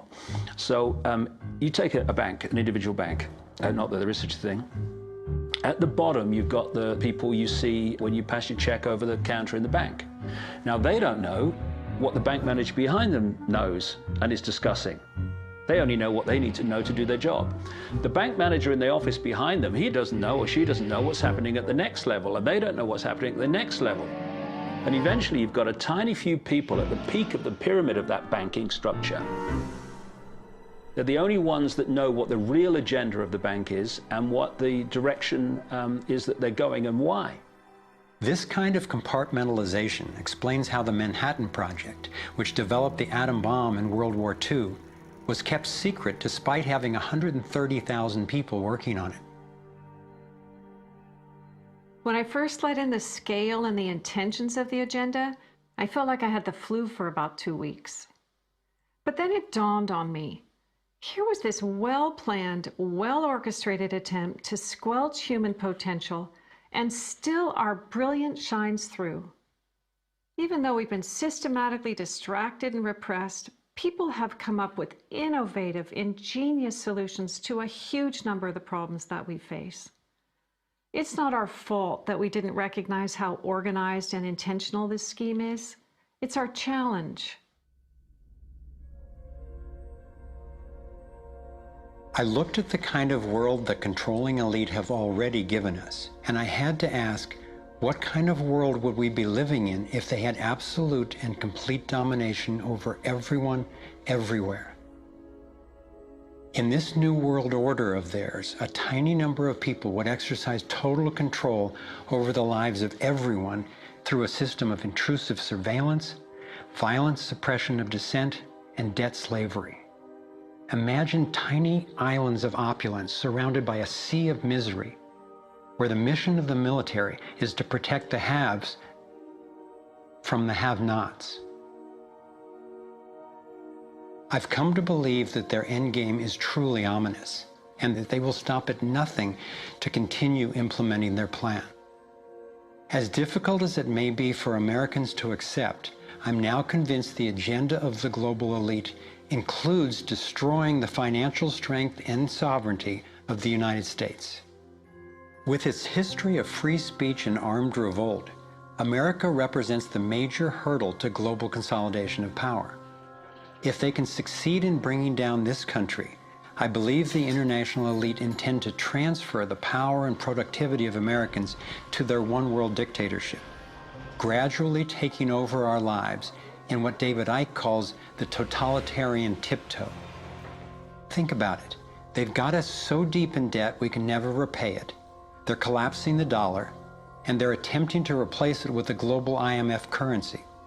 This press for a global cashless electronic currency would enable a central authority to financially disable any individual or group in an instant. Now, for the first time in history, international taxes are being proposed under the pretense of addressing climate change. Like a Trojan horse, the suggested treaty unveiled at the 2009 Copenhagen Climate Conference appealed to our concern for the environment while distracting us from the fact that this unprecedented carbon tax would be paid to the World Bank and enforced by global police. There are ways to address our obvious need to curtail pollution without creating a tax base for tyranny. You want to change society in a way that you know that if you do it openly, you know you're going to get an adverse reaction. So you don't do it openly. You play problem, reaction, solution. Stage one, you create a problem. It could be a terrorist bomb, it could be a 9/11, it could be a run on a currency, it could be a stock market collapse, a government collapse. You tell the people your version of A, who did it, and B, why. And at this point, problem, reaction, solution would fall down if we had a media that was in any way related to journalism. Instead, the mainstream media is a public relations office for the official version of events. Turns out President George W. Bush was right about Saddam Hussein hiding weapons of mass destruction. The virtually only way or source of information that the public have about this event is from the mainstream media. And what they're looking at stage two of problem, reaction, solution is the reaction of outrage, of key fear. And they want the public to say to the government, something must be done, this can't go on, what are you going to do about it? And this allows stage three, which is those who've created the problem, glean that public reaction with a false story, to then openly offer the solutions to the problems they have themselves created. The idea of using tragedy, manufactured or simply utilized, was deeply significant in my finally understanding how far these people will go to achieve their goals. It's a documented fact that we entered the Vietnam War under false pretenses. Former Secretary of Defense Robert McNamara has acknowledged that the attack on a ship in the Gulf of Tonkin didn't actually take place. Our judgment that we'd been attacked that day was wrong. It didn't happen.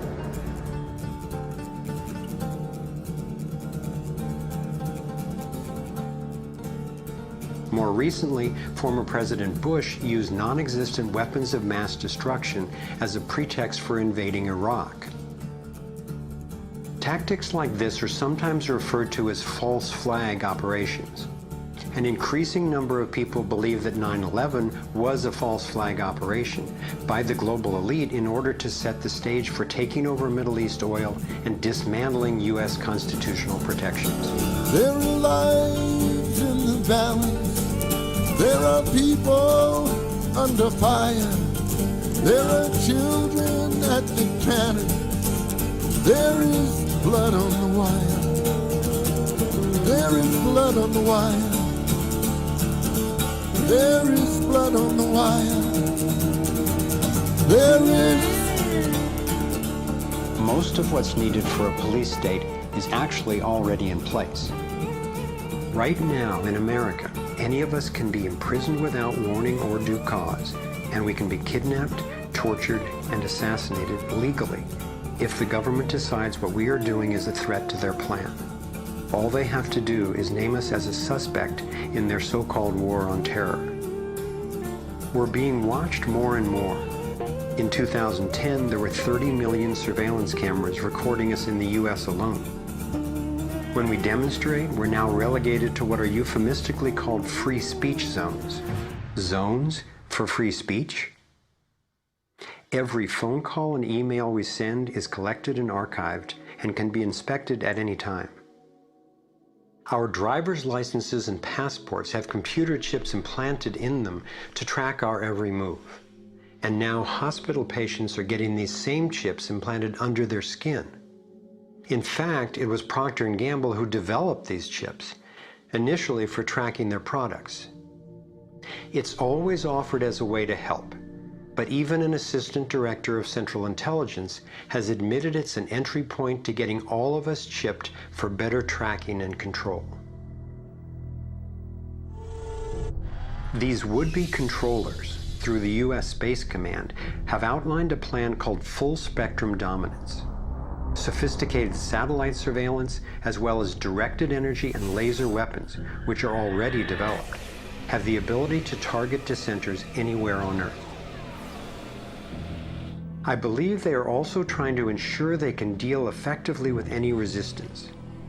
FEMA containment camps and railroad cars with shackles have been recently constructed or refurbished all over the United States for use in what officials call times of pandemic or civil unrest.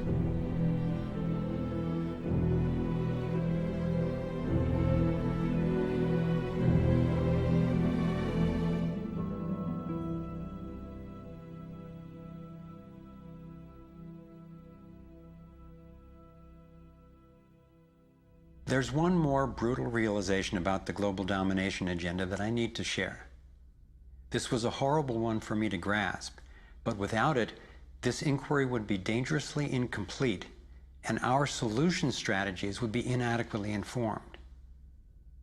In my research, I came across convincing evidence that their plan actually includes the elimination of the majority of the world's population. As sick as it sounds, it makes sense that they would be better positioned to succeed in their quest for absolute control if there are fewer of us to manage. Every time I've thought they wouldn't do that, I discovered I was wrong. I found startling documentation that eugenics is one of the core pillars of their plan. Eugenics is the practice where some people get to decide who's worthy to breed and who's not. Sterilization is one of the many insidious ways this covert plan is being implemented. In 1904, the Carnegies funded the first eugenics laboratory in Cold Spring Harbor, Long Island.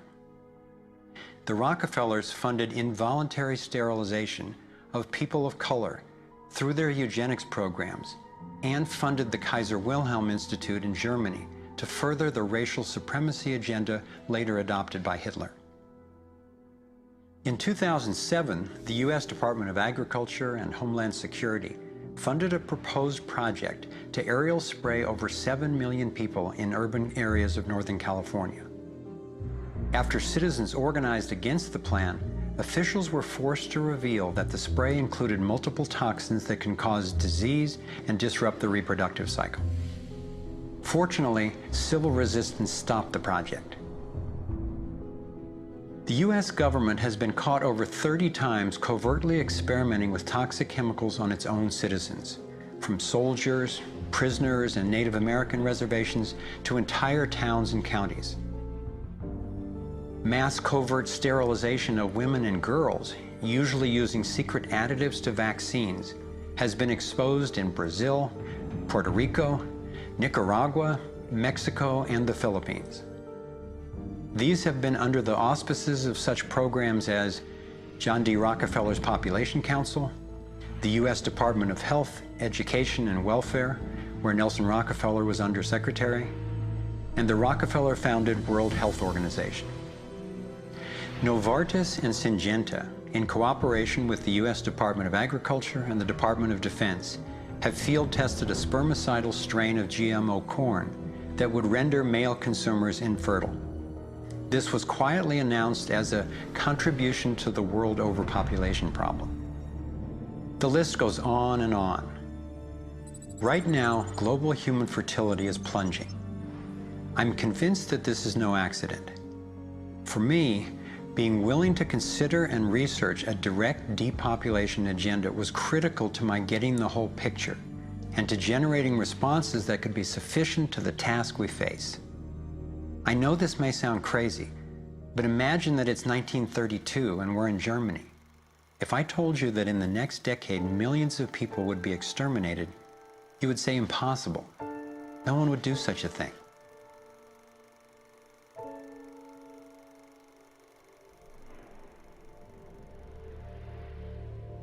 This is what depopulation looks like today. I'm convinced that I'm not overstating the case. Could I be wrong? Perhaps. But what if I'm not? We are at a critical fork in the road in human evolution. One road is leading toward tyranny and possible self-destruction. The other would lead us to a peaceful, healthy civilization based on honoring the rights and freedom of every single person on the planet.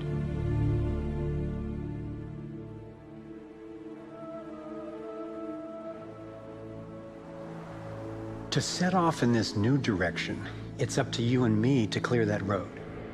The time has come to say, enough. There is another way. I believe that together we have the knowledge, the resources, and the solutions to meet that challenge.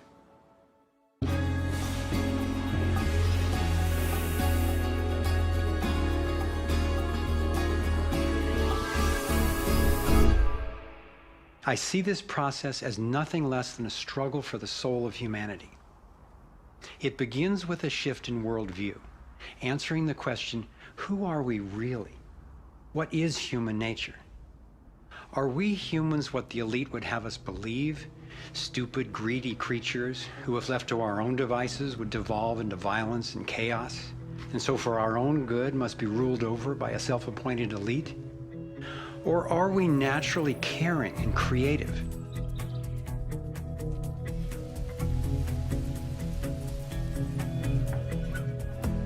I believe when people are healthy and have what we need to survive, we can create a world based on integrity, freedom, and compassion. A world where everyone can thrive. Which of these two views will shape our future? That's our choice now. The agenda of the ruling elite is the product of a destructive worldview, based on their beliefs that there's not enough to go around, that some people are more deserving than others, and that their own safety depends on maintaining absolute control over the rest of us. In short, their worldview is based on scarcity and fear. But as powerful as they are, the architects of the New World Order cannot create their dreadful vision without our collusion. To stop them, to render their agenda obsolete, we have to wake up. We have to take action. This is like the last effort of a particular phase of civilization. It's its last gasp, really, and I often use the metaphor of the caterpillar becoming the butterfly, because the caterpillar crunches its way through the ecosystem. It's very destructive. It eats 300 times its weight in a day until it's so bloated that it hangs itself up and goes to sleep, and its skin turns into a hardened chrysalis. And then in its body, you get these imaginal cells. Biologists actually call them that, forming within the caterpillar's body. The caterpillar's body then actually becomes a nutritive soup for those cells. But what's important about that metaphor is that the old and the new coexist for a while. And it's the job of the caterpillar to preserve its life. It's a desperate government that we have now trying to control oil in the Middle East and wanting now to promote nuclear energy and all these things that they know better, but they have to play out the role of protecting themselves. It's their job. And if you love butterflies, you don't go around stepping on caterpillars. So we can't hate them. It doesn't do any good. But if you want alternative energy, you don't ask an oil economy administration to produce it for you. We have to produce it. We imaginal cells have to show that it's cheaper, more efficient, and more effective. Our job is to build the new world. If we had the vision and a worldview that says our crisis is a birth and everybody's needed and everybody will have more of what they truly want, you could turn this desperate world into a renaissance of human creativity and love. It may seem that the controlling elite has all the cards, but we have many advantages of our own. First, let's talk numbers. Very few people are consciously perpetrating the domination agenda. Most of those helping to implement the plan don't understand the full picture of what they're a part of. By my calculations, we outnumber the actual architects of the plan by more than 1,000,000 to 1 in the US alone. Entrepreneur and environmentalist Paul Hawken estimates that there are now well over 1 million organizations in the world that work towards social and environmental justice, comprising the largest social movement in the history of humankind. This movement, when connected electronically, could become a network of networks that will be the most powerful activist force for change ever. If you look at the people who are involved with restoring this earth and stopping the damage and resisting the depredation and nurturing change and reimagining what it means to be a human being, and you're not optimistic, then you might want to get your heart checked, because there is an extraordinary, beautiful, gorgeous, fierce group of people in this world who are taking this on. The second important advantage for us is that all the power centers that the elite control require our participation. If enough of us withdraw our support, their plan can't work. This is true of the central banks, the military, the corporate media, the government, and more. And following the models of Mahatma Gandhi and Martin Luther King Jr., we have the power of nonviolent non-participation. It takes tremendous energy, resources, and deception to try to dominate the lives of others. In moving toward freedom, on the other hand, we have on our side the evolutionary life force and what Gandhi called satyagraha, the simple power of truth. In India, we have thousands of villages which are now freedom zones. So we will not accept patenting. We will not cooperate with it, just like Gandhi did not cooperate with salt laws. We will not allow chemicals and genetically engineered crops to enter our ecosystems because they threaten this biodiversity. And this freedom movement, which is a freedom movement for all species, not just for individual humans, is something that's growing so fast and is reflected in the movement for GMO-free zones in Europe. I turn my back, and there's another 1,000 GMO-free zones. 90% of Italy, 90% of Austria. The freedom zones around the seed, around food, are creating massive shifts. In Bolivia, a grassroots movement took to the streets, relentlessly banging pots and pans, and eventually stopped the foreign corporate takeover of their water resources. Though very little is shown by the corporate media, there are countless success stories going on every day all over the world.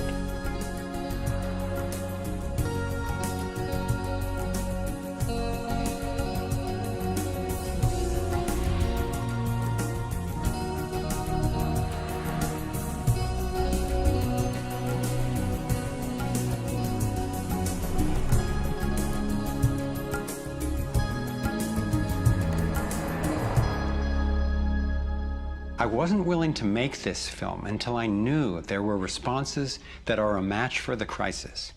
And now the power of the internet enables us to share the breadth and the depth of this research.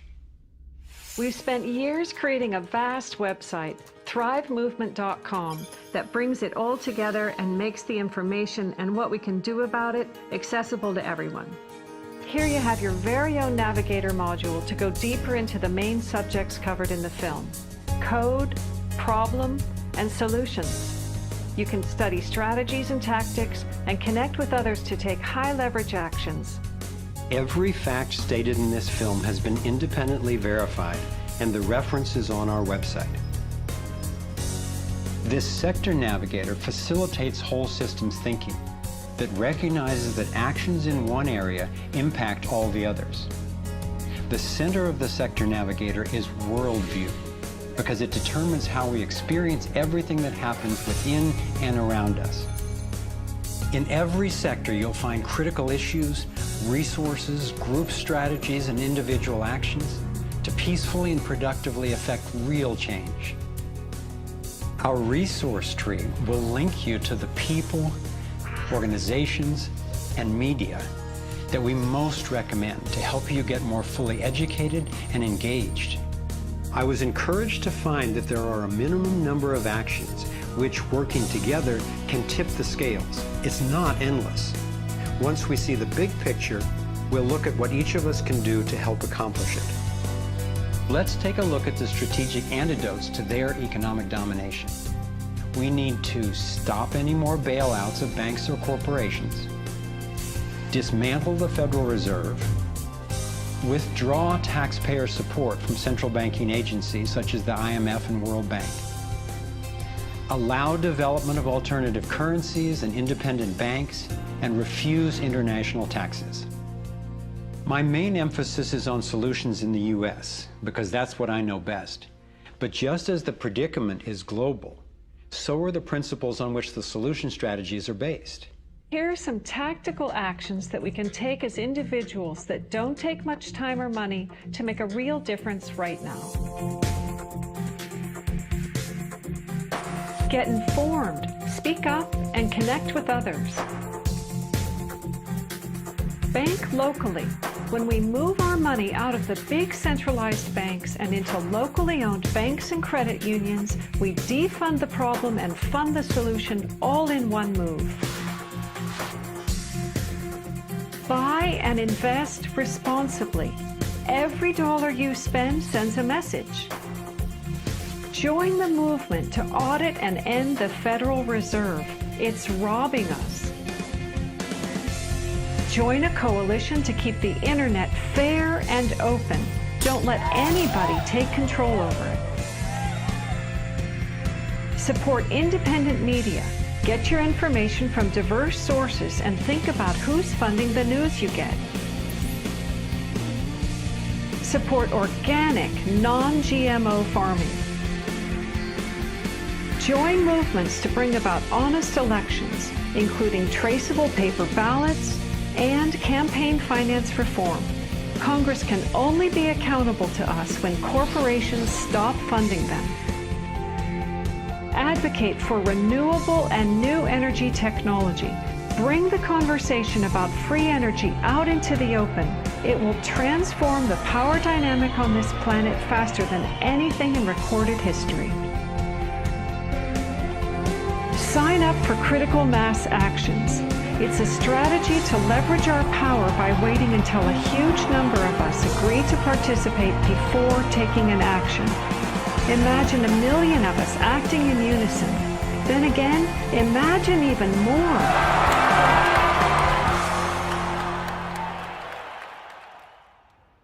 I've been inspired by how many grounded solutions and real-life problem solvers there actually are.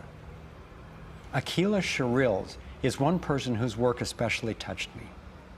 He helped broker a gang truce between the Crips and Bloods. One of the things that we discovered in the process of waging peace in the neighborhood was that conflict is healthy. You know, it's unresolved conflict that actually leads to violence. When we first launched the peace treaty, we had a lot of success in our first year. Gang homicides dropped 44% in the neighborhood based upon our actions. Akila describes what happened when two rival gang leaders finally met after the truce. The brother came up to him and told him, man, look, I know you got some hard feelings for me. You know, maybe I got some hard feelings for you. He said, but because of this truce, man, he said, I'm willing to put all of that to the side. And he stuck out his hand. He hugged him and he said he closed his eyes because he was preparing for a sharp, a knife to enter his back. He was waiting for for a bullet, to be shot into his stomach. But he said after a few moments, he held that embrace. He realized that, that it was genuine. I believe that having a clear picture of our potential is as important as uncovering what stands in its way. So I want to take you to a possible world of the future. It's a world the elite would have you believe is an impossible pipe dream, but I'm convinced it's a world that is utterly within our grasp. We can create a world where people can thrive, where we can feel safe and secure. The air, water, and food are clean. A world where communities are capable of producing their own energy and food, and trade is open and fair. Rather than focusing on punishment, instead justice restores lives and losses. Insurance pays doctors to keep people healthy. Education is voluntary, serving the needs of individuals instead of corporations. We get honest feedback from independent media. There are no subsidies and no bailouts. Imagine that with an honest money system, little or no taxes, and low electric and fuel bills, you would have the money to pay off your home and car and be free to save and invest. You would enjoy more wealth, freedom, and security, all while working the same or probably less. Let's say I started a mutual fund for my neighborhood, and all the neighbors had stock, okay?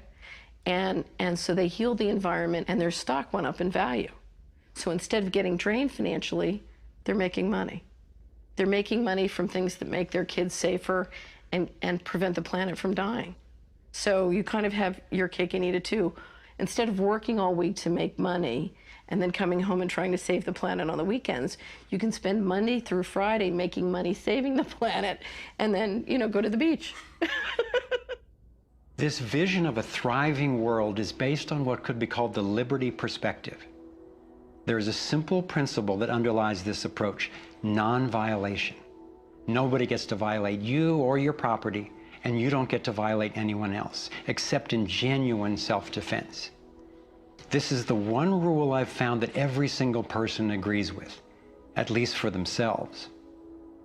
I believe that non-violation is the true north of humanity's moral compass and our core navigating insight. This insight can guide us and protect each and every individual as we set up voluntary, self-sustaining systems. It is a way of living that I can stand for wholeheartedly and without reservation. I've been profoundly influenced by the work of Austrian economist Ludwig von Mises, who developed a whole philosophy and economic system based on the core ethic of non-aggression. Motivated by having witnessed the ravages of communism and fascism in Europe, he committed his life to finding a just way. He recognized that those systems, as well as socialism and even democracy, wrongly assume the rights of the collective, or the group, to be more important than those of the individual. I had always gone along with the view that more people will thrive if we consider the group's needs above the individual's, But when I took a closer look, I found it doesn't really work that way. In the name of what's best for the group, governments have been responsible for most of the war, death, and destruction on the planet. More than 200 million individuals were killed in the 20th century alone. So how would applying the principle of non-violation change this dynamic? It would take us from incremental change of a fundamentally flawed system to a complete transformation where not just some, or even the majority, but everyone could truly have the opportunity to thrive. In order to implement the principle of non-violation, it makes sense to me to honestly re-examine our past, because it doesn't work to try to build a healthy living system on top of an unhealthy one. We have to go back to the most fundamental acts of injustice upon which the country was founded, in the seizure of the lands of the people and the slaughter of their women and children, and the rendering destitute most of the remnants of these people, is such a grievous wrong that we believe that we have to deal with that, to come to grips with that in a fundamental way. Understanding that they're not wrongs that were done and completed 150 years ago. They're wrongs that are continued every single day. So you have, through the history of North America and the United States, over 500 treaties signed with indigenous nations where every single one of them now has been violated. You have, in fact, a tremendous amount of wealth having been generated from indigenous people's lands and resources, and billions of dollars every year still being generated by corporations and European nations based on the continued exploitation of indigenous people's lands and resources. If we didn't have large corporations, if we didn't have Western governments defining how you and I were to relate to each other, living here in North America now together, how would we relate to one another? How would we make it different? It's going to take time and courageous effort to shift the consciousness and accomplish the tasks that will move us toward the world I'm talking about. And yet I know of no greater gift that we could give to future generations. We can't do everything at once. I envision 3 overlapping stages of the solutions process. In stage 1, we bring as much integrity as possible to our current systems. If we cut the US military budget in half, it would still roughly equal the defense spending of the entire rest of the world. Between that and getting rid of the Federal Reserve, over $1 trillion a year would be freed, enough to feed everyone on our planet, deal with social issues, and heal our environment. Many people believe that widespread starvation and poverty are inevitable, but compared to war, eliminating poverty and restoring the environment are cheap. According to Lester Brown's Earth Policy Institute, it would take under $200 billion a year to restore the Earth's environment and meet global social goals. But this stage isn't the end goal of the liberty perspective. While stage 1 has a lot of the compassion typically associated with a liberal Democrat agenda, stage 2 reflects much of the wisdom of the traditional conservative worldview. In stage 2, we shrink government's role to protecting individual liberty and stewarding things we share in common, like ecosystems and the airwaves we use to communicate. As the system gains integrity and we move to sound currency, people will have enough money to have more control over everything that affects them.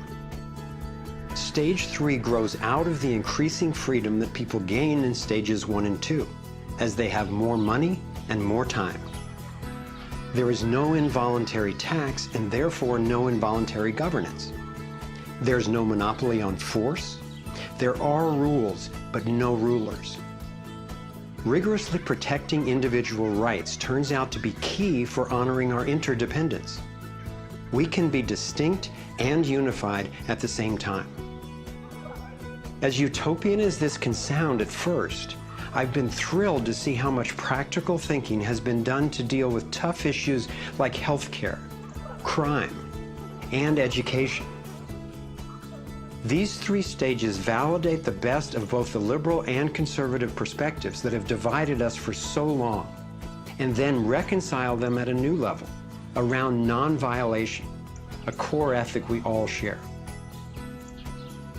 Stage 3 honors human incentive and finally includes the rights of not just many, not just most, but everyone. The torus provides a template for a society based on integrity and wholeness. It conserves what's working. It has built-in feedback so it can self-correct and innovate to maintain balance. We can apply these and other features of the torus dynamic to our human social systems. I truly believe that aligning consciously with the fundamental life energy pattern at every level, physical, emotional, mental, interpersonal, and environmental, is ultimately the art, the science, and the celebration of love. And that's what we're here to learn. The fundamental insight of our interconnectedness changed the way I approach everything.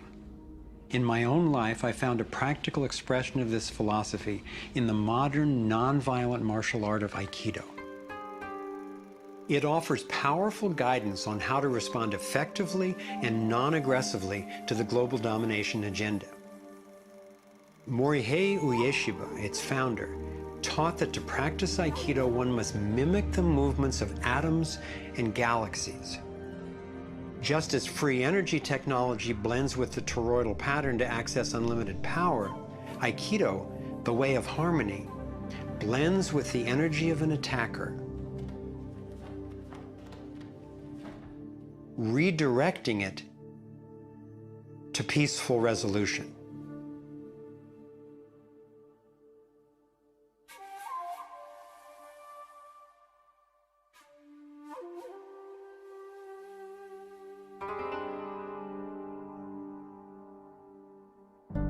Gandhi and King applied these principles of non-aggressive power at the economic and social levels.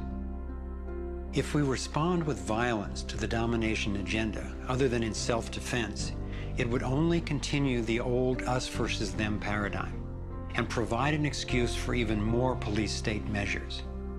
I believe that it's essential, both morally and strategically, that we take the path of non-aggression. There is another aspect of the torus that has profound implications for how we can respond to the challenges before us. It is the absolute stillness, the 0 point, that lies at the center of each toroidal system. I believe that you and I, as well as every other being, are torus energy fields, centered by stillness and each connected to one another and to the boundless consciousness of a living universe. As much as I benefit from the experience of others, as highlighted here with the Navigating Insights, and as valuable as daily feedback is about what's really going on in the world, as we see with the vitals, I've come to recognize that our primary compass is our own inner guidance. As we learn to quiet the noise and amplify the inner signal, we can better hear the voice that naturally knows and offers wise direction. We have an entire inner life, a vibrant and lively inner life that is truly the navigator of the path that we take on the outside. If your inner life is the driver of how you show up in the world, it makes sense that if you want to have anything to do with where you're going, that you have to be in relationship to that inner life. You have to be in relationship to the driver.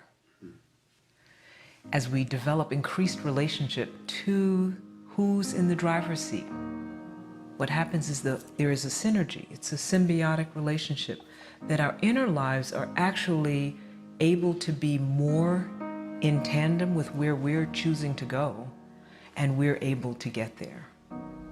We're not nearly as insignificant in our impact as we think we are. In order to heal the world, we have to start telling a different story to ourselves. We have to start engaging in a different story with others. It's our collective story that manifests as the world. Humanity is now in a very interesting evolutionary phase in which we move from hostile, aggressive competition, which is the nature of young species, into a more mature mode of cooperation, collaboration. There's no question in this country that money, that capital is being increasingly concentrated in the hands of a few. And those who are so powerful are concentrating it further. But there is a force that's more powerful, and that's the power of the people. When we look at the crises now, it is so easy to fall out of love with life. It is so easy to get pessimistic and desperate. But from my perspective, the crisis has matured to the point of being on the threshold of mass awakening, and that feeling inside me gives me the vitality to know that no matter how small what I'm doing looks to me in the face of these huge problems, that the impulse of evolution is not small. And when it's in everybody who's waking up, it's huge. And as more and more of us are waking up, linking up, and daring to speak up, the scheme for global domination is being exposed. And we're discovering solutions that can create the world we yearn for and deserve. Again and again throughout history, when people have recognized tyranny rearing its cruel head, they've come together and stood up for liberty. I am confident humankind will look back on this period and be proud that when we saw, we acted. Thank you for coming on this journey with us. I'm convinced we have what it takes to thrive. Let's make it happen.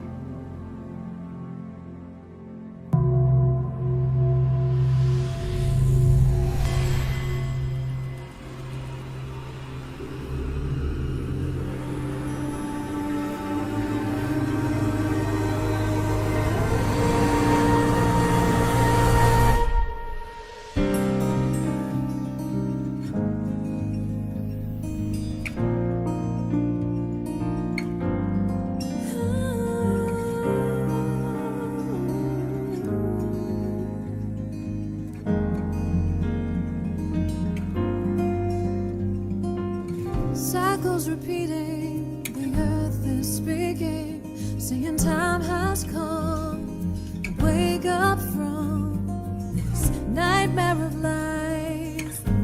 So many shattered lives reaching out, crying out for freedom, crying out for love. Carried by the current, till we stand side by side on the brink of a brand new dawn. We come together while the waters rise. There's a stirring deep inside, deep inside. We come together to stand up for our lives. What on earth does it take to thrive? While we've been sleeping, hearts were beating so much closer than you ever knew. Beneath the noise, there is an inner voice whispering, clear and true. The veils are finally lifting, our ways becoming clear. There's a dream without a limit, and a vision so strong, every person knows they belong. Come together while the waters rise. There's a stirring deep inside, deep inside. We come together to stand up for our lives. What on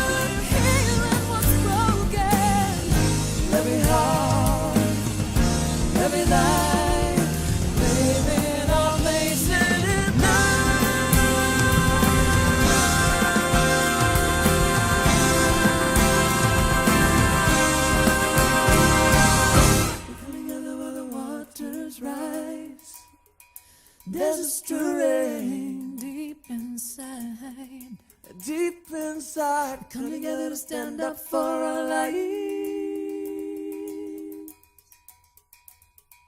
We all have what it takes to thrive. We come together while the waters rise. There's a stirring deep inside. Deep inside. We come together to stand up for our lives. We all have what it takes to thrive. We come together while the waters rise. There's a stirring deep inside. Deep inside. We come together to stand up for our lives. We all have what it takes to thrive. We come together while the waters rise.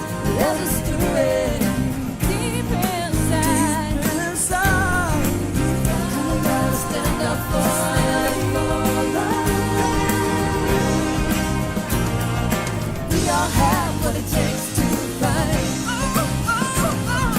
We all have what it takes to thrive. We all have what it takes to thrive.